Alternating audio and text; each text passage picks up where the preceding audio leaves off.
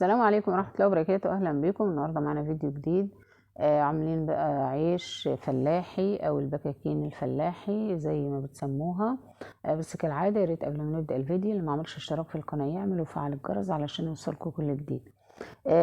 أولا نسمي بسم الله. معنا هنا كيلو دقيق عادي خالص. معايا بقى أنا هعجن العيش الفلاحي ده خض القشطة. البكاكين او العيش هو بيتعجن بلبن رايب او خض. فطبعا لو مش متوفر خض بنعجن بلبن رايب. معايا هنا كيلو دقيق، حطيت معلقة ملح، معلقة سكر، معلقة بيكنج باودر، معلقة خميرة. وهقلب كل مكونات الجاف كده مع بعضها وظرف فانيليا. يبقى انا حطيت كده كيلو دقيق، معلقة سكر، معلقة ملح، معلقة بيكنج باودر، ظرف فانيليا، معلقة باكو فانيليا، باكو خميرة فورية أو خميرة من البلد بتاعتنا، أي حاجة يعني المتوفر.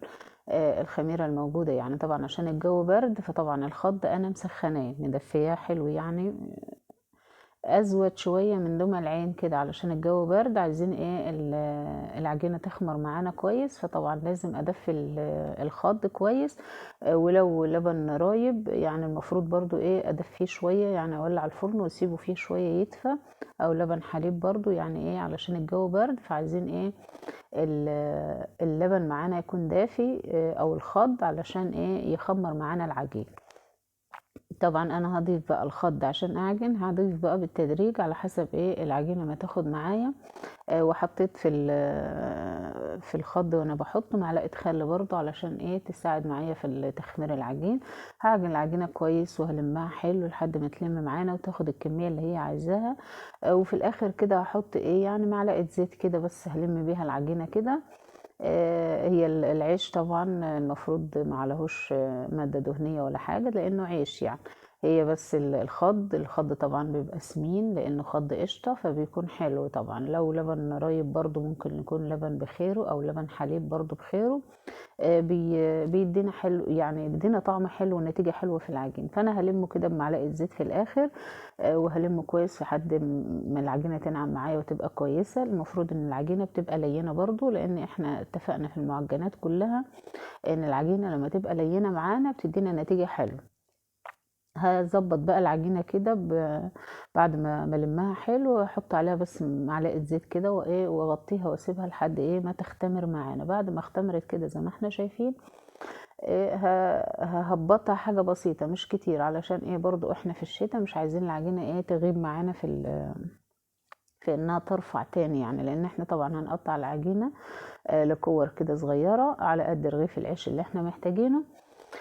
ونسيبها برضو ترتاح شوية وبعدين نبدأ نفرد فيها. يبقى احنا كده خمرناها مرة وهنقطعها برضو شوية كده لحد ما ترتاح علشان نفردها برضو وتدينا نتيجة حلوة. نخلصها تقطيع بالطريقة دي.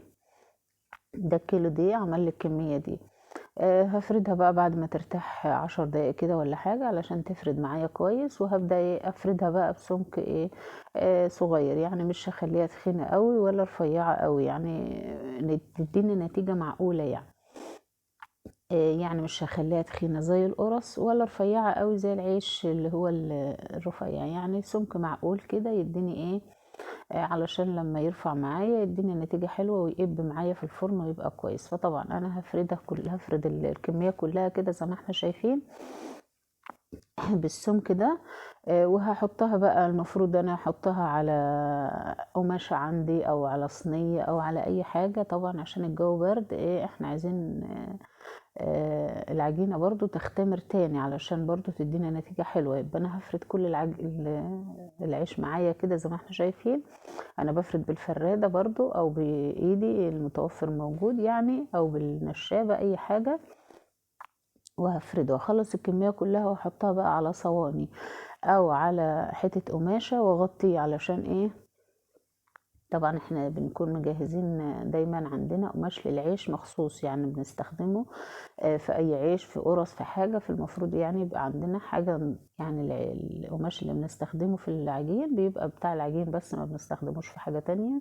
يبقى حاجة نظيفة، جلابية نظيفة، قماش عندنا نظيف، بنستخدمه دايما في العيش. فده هفرد بقى انا كده كنت حاطة على الصواني ومغطية.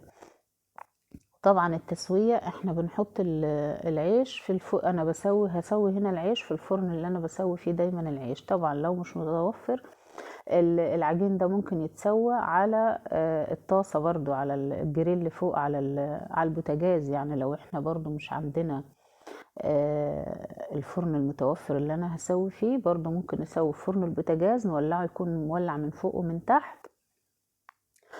كده العجين انا بوريكم بعد ما قطعته وخلصته، هسيبه يرتاح، هغطي عليه واسيبه يرتاح لحد ما ما يخمر تاني، علشان يدينا النتيجة الحلوة اللي احنا شايفينها كده في الفرن ما شاء الله.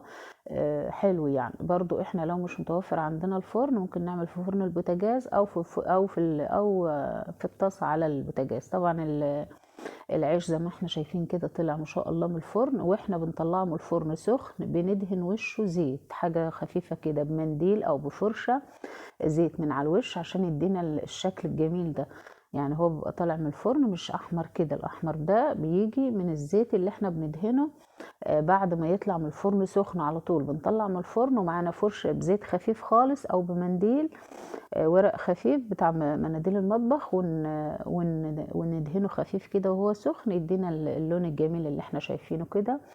طبعا احنا قلنا بقى عايزين اكلة حرشة كده، فعملنا رنجة كده زي ما احنا شايفين، وبصل وخيار، والعيش ما شاء الله عايزه اقول لكم خطير وطعم تحفة. الخض بيديله نفس ونكهة جميلة قوي للعيش ده. جربوا الطريقة وقولوا لي ايه رأيكم، ولو عجبكم الفيديو يا ريت ما تنسوناش في لايك وشير ودعوة حلوة. سلام عليكم.